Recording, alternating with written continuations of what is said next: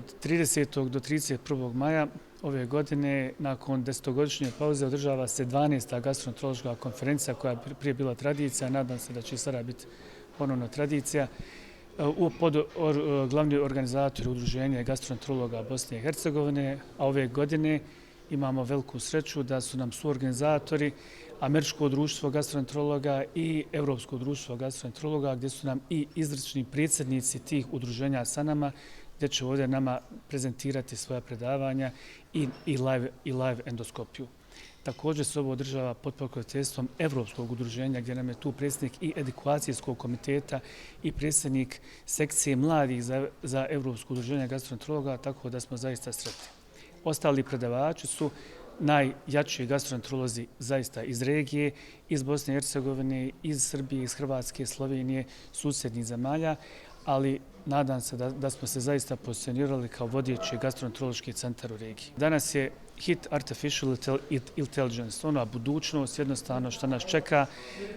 Mi se svi moramo prilagođavati novim trendovima, novim inovacijama, novim tehnološkim mogućnostima, ali ne možemo zaboraviti ni kontakt sa pacijentom, izravni kontakt s pacijentom, tako da ćemo se isto tako bazirati i da je ipak razgovor s pacijentom, da je pacijent nama prva stvar, a ovo su nam samo alati da dođemo do prije dijagnoze i da što prije pomognemo našim pacijentima. Ono što moram da istaknem, da će se pri ovoj konferenciji održati live endoskopi direktno iz sala ASA Bolnice. Prikazivat će se uživo procedure, ono što se radi u svijetu, a prezentirat će ovi naši vrhunski profesori i u zajednu komunikaciju ćemo biti sigurno dobit ćemo značajna iskustva. I'm Pratik Sharma from Kansas City in the US, and it's my pleasure to be here in Sarajevo. This is the 14th annual conference of the gastroenterologists from Bosnia, and it's my pleasure to join all of you. Gastroenterology and endoscopy is a very important field. We do a lot of procedures which are either screening for colon cancer, esophageal cancer, as well as stomach cancer. On the other side, also from the endoscopy part, we are able to remove a lot of these cancers now, minimally invasive, through the endoscope. What you will hear here in Sarajevo over the next 2 days is the state-of-the-art presentations on a lot of topics related to gastroenterology and endoscopy. We will be discussing recognition of polyps during colonoscopy, use of artificial intelligence in colonoscopy, inflammatory bowel disease, how to do a high-quality endoscopy. So this is one of the top conferences, not just in the Balkan states, but in all of Europe. You have experts from Europe, from America, from the Balkan states. So all these experts have gathered here to increase the knowledge of the participants, which I think will improve patient care and how we treat our patients. My name is Cesare Hassan. Currently, I am the president of the European Society of Gastrointestinal Endoscopy, and we warmly thank the organizer for this invitation, but especially for finding the time, the resources, the willingness to do this very important 12 gastroenterology conference. In the next 2 days, there will be the best of endoscopy, the excellence of technique and technology for a better outcome of our patients, especially those with early cancer and with biliopancreatic diseases. But we are here also because this is a big opportunity, not only for education, but also for research, for interaction, for networking, for training, and for learning tips and tricks from the best in the field. So we welcome this opportunity as much as any opportunity for bringing excellence here in Bosnia and Herzegovina, and of course we also thank the Association of Gastroenterology from this country for their never-ending support to our organization. Thanks and enjoy the conference.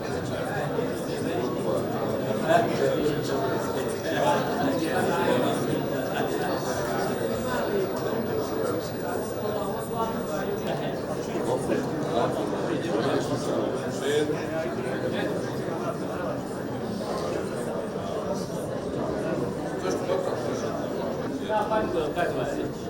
Yeah, the cappuccino was quite good, but you can do better with the cappuccino. We did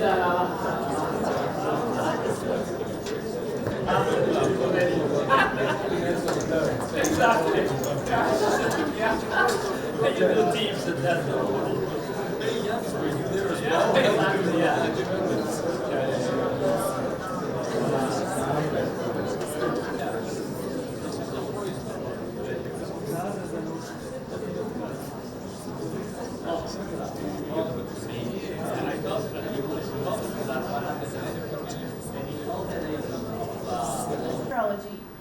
Before we begin with the lectures and live demonstrations of advanced endoscopic methods, I'd like to invite Professor Dr. Nenad Vanis to say a few words on behalf of the organization committee. Tokom radnog dijela konferencije u naredna 2 dana imat ćemo priliku čuti i vidjeti dostignuća i najnovije metode savremene gastroenterologije. Prije nego krenemo sa predavanjima i praktičnim prikazom savremenih endoskopskih metoda, zamolit ćemo profesora dr. Vanisa da nam se kratko obrati. Profesore Vanis,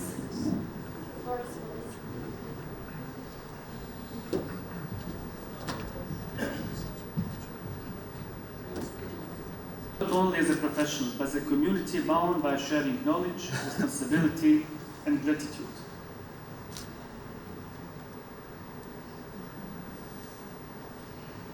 The very idea to revive this conference after a decade-long pause, we inspired by a deep sense of duty to honor the memory of legacy of Professor Amer Kajmović, a mentor, a pioneer, and teacher to so many of us.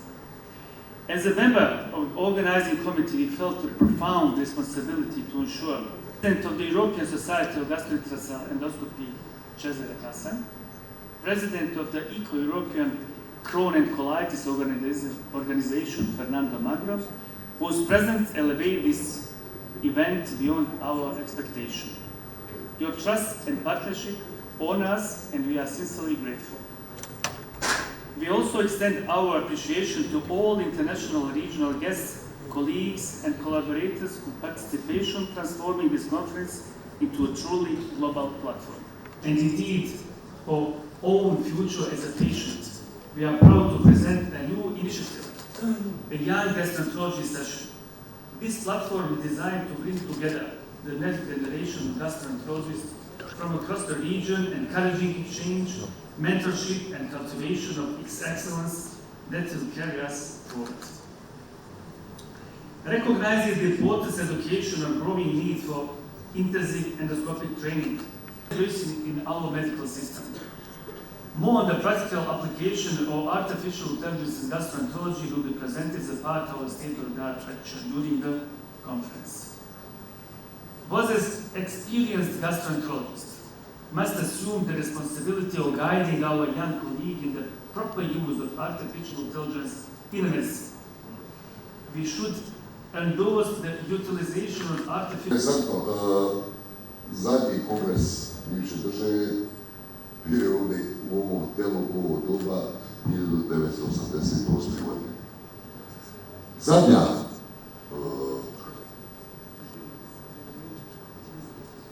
konferencija, tj. kongres, bio je ovdje 2015. godine, imena univerzitetskih, koja ću sa poštovanjem pomenuti, počne pratiti polako svjetske kulture gastroenterologije.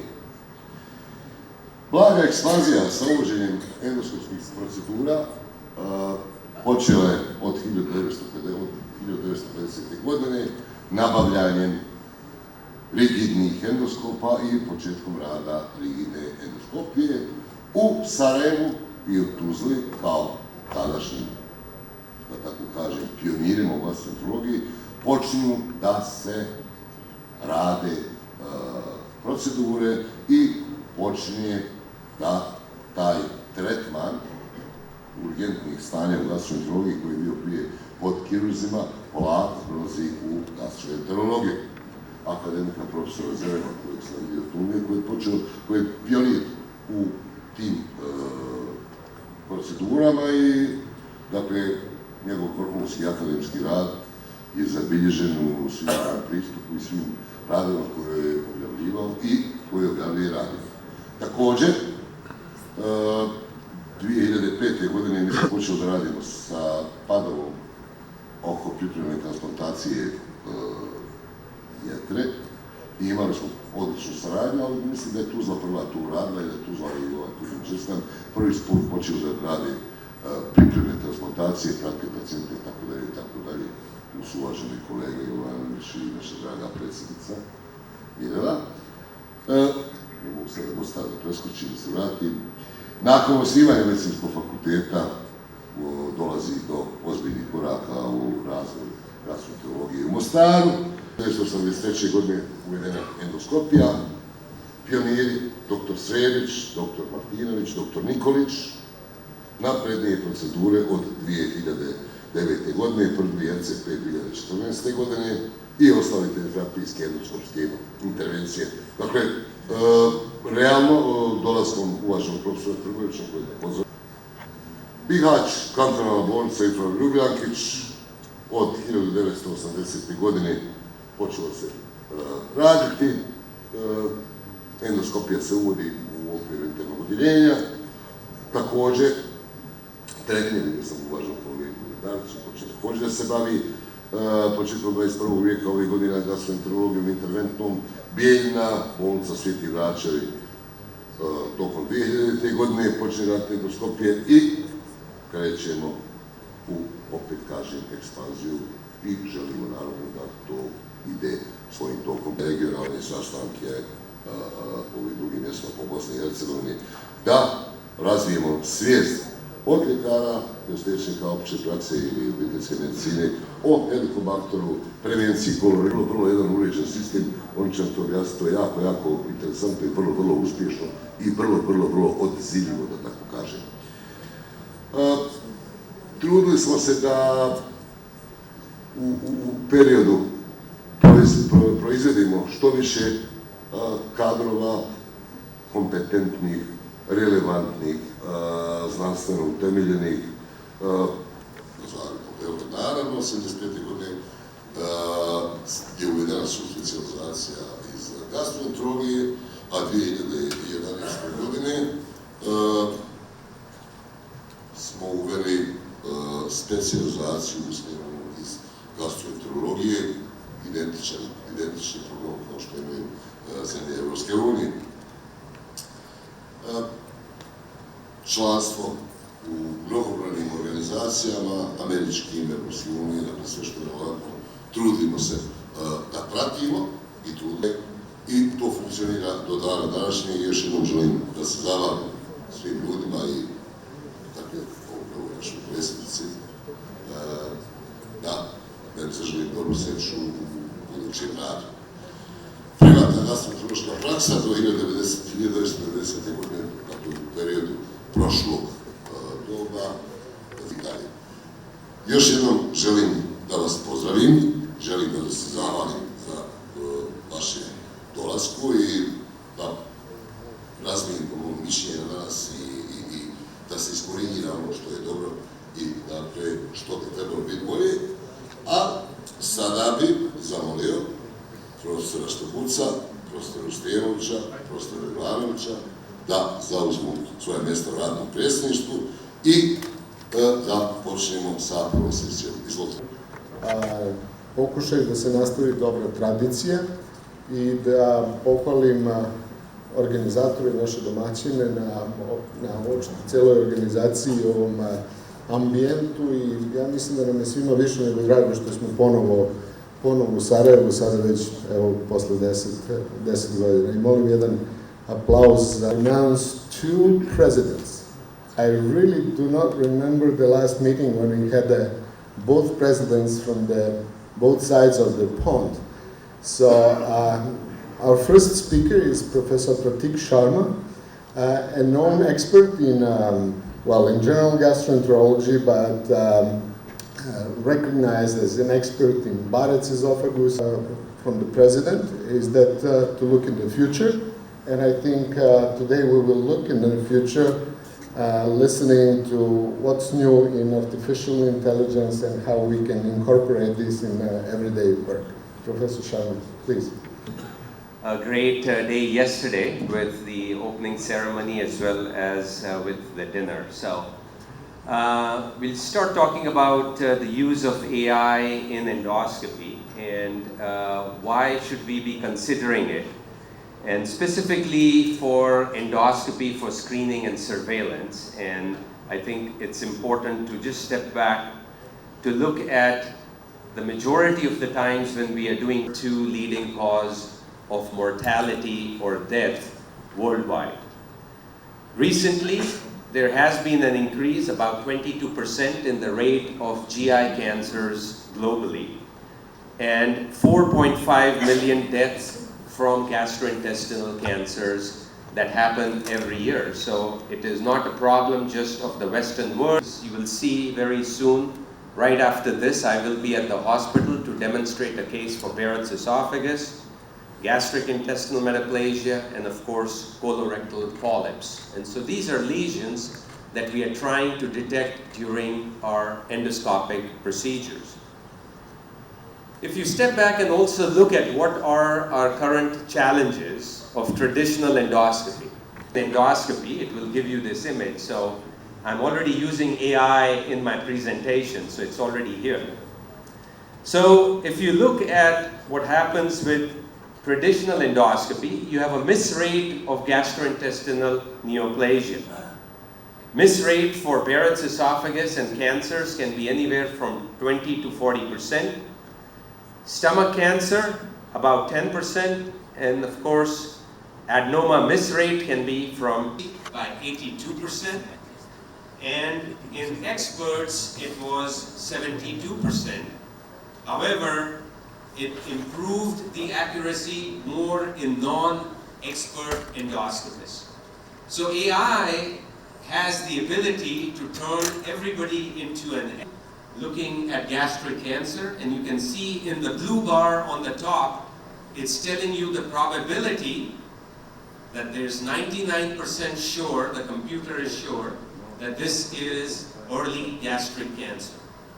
In this study of 11 experts, there was an overall 85% accuracy of the AI system as compared to the gastric cancer. So some of these lesions can be so small that we can all miss them during endoscopy. Coming to colonoscopy and polyp detection, I showed you one example of a heat map. This is a bounding box which goes around the polyp when the polyp is being diagnosed. And this can improve your adenoma detection rate. Cesare published this in Annals of Internal Medicine last year. Even ridiculous technology came about, and this is named as Endoscopy. How many of you tried Endoscopy in your practice? Yeah. Okay, so Endoscopy is probably only about 5 to 10 euro per patient. Can we activate this video? But the effect of endoscopy is quite self-evident, no? So what was quite an ambulated and irregular cap, but can reduce your angle of vision. The endoscope actually not. So you still have the 170 angle of view, and then the endoscope keep all the fold quite strengthened. And this is especially in the left column. The proximal column, unfortunately, is a bit too large. So there is no doubt that the endoscope is an important device, and it increased the adenoma detection rate by 20%. Okay, so at the end, you may understand that there is a bit of velocity, so I couldn't leave all the artificial intelligence to these Americans, because now it seems that in America they have technology and we are very poor Europeans. So now, it was Europe actually, and not America, to push forward artificial. So Aid and today Odin are the pieces of by Olympus, but this was done in Japan. This is amazing software with a lot of true positive and very few false positive. This is Yuki Mori in our center doing this colonoscopy in FAP, and you may realize how artificial intelligence is really ideal, but this doesn't mean that that it helps the clinicians. So you need to do a randomized trial. Some of them were done in China. Hello everyone, can you hear us and see us? Is the sound working? We can hear you, Patrick. Okay, yeah, perfect. Okay, so we talked a little bit about Barrett's esophagus during the AI lecture about precancerous conditions.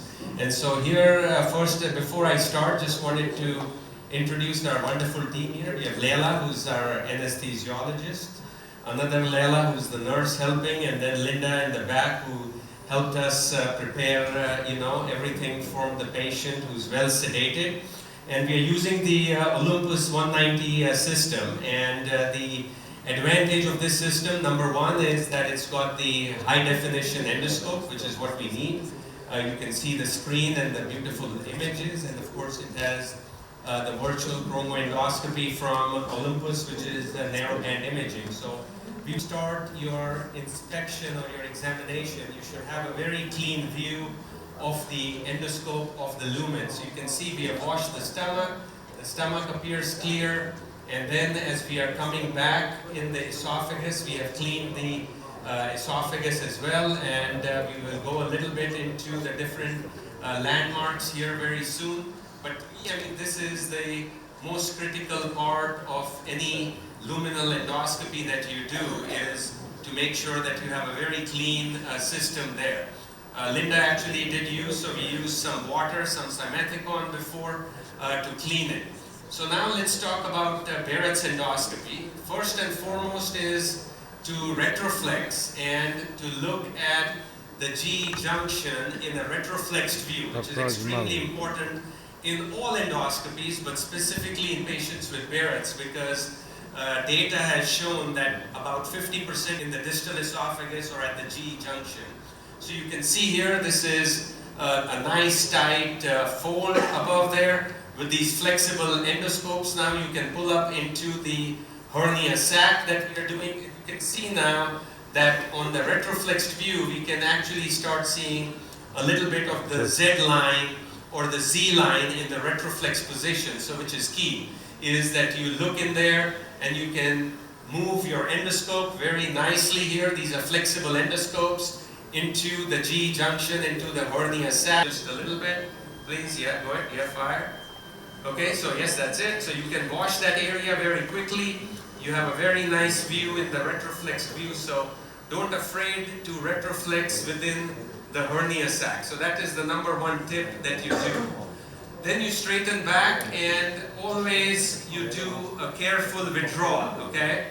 And as I'm coming back, you will see the first pinch that we will see, which is coming the diaphragm on the stomach, right? So this is where the hernia starts. So you measure it in the tip of at your bite block. Can you show right here? So this is around 40, okay? So you always measure this. So at 40 centimeters is the diaphragmatic pinch right here.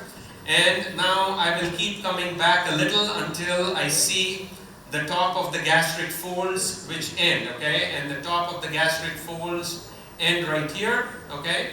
So you can see the top of the gastric folds. There is a small pinch here. This is the gastroesophageal junction. So from 38 to 40 is 2 centimeters. So this patient has a 2 centimeter hiatus hernia. So it's important because 95% of patients with Barrett's esophagus will have a hiatus hernia, so it's important to recognize that. So that's the second important landmark, okay? Now the third landmark in Barrett's will be the squamocolumnar junction, or the Z line, which is displaced proximally, okay? So what you see a little bit here is proximal area of the Z line, okay? Right in this area. That is at about 35 centimeters, so 35 centimeters up to 38 centimeters is 3 centimeters, so there is a 3 centimeter long Barrett's esophagus, okay? I'll go again and remove some air, so you have to be careful and suction out the water. So always, as much air and water you use, always suction it out, because the water, of course, the patient can aspirate, and you want to make sure that there is no aspiration, so we do that. Again, you can see the top of the gastric folds right here. Seen that? Now we come up to the top of the Z line, which is right here, and so this distance from here to here is 3 centimeters, and so this is a circumferential 0 by the Braga criteria, so C0, M3, okay? So now the next step you always do is your inspection, and always have a clean esophagus, a well-sedated patient, and a gradual inspection is switch to narrowband imaging, and that is what we have done here. And what this shows you again is the squamocolumnar junction right in this area, and we will freeze and show you very soon. Okay, so this is the squamocolumnar junction, which is 3 centimeters above. And now you can go into these pit patterns of the esophagus, and we will describe that in a little bit as soon as we see it. Here's a froze image of this. You can see some nice villi which are coming up with narrowband imaging, and all you want to make sure is that these villi are nice and round and they are very regularly arranged. So the villi pattern here is very similar to the pattern here, so it's nicely regular, and so this is all suggestive of no dysplasia. So already with the help of narrowband imaging we can be quite sure, again if you are good at looking at the pit pattern, that there is no dysplasia in this patient. Similarly here you can see the villi here are a little bit longitudinal, nicely arranged. Here they're a little bit circular.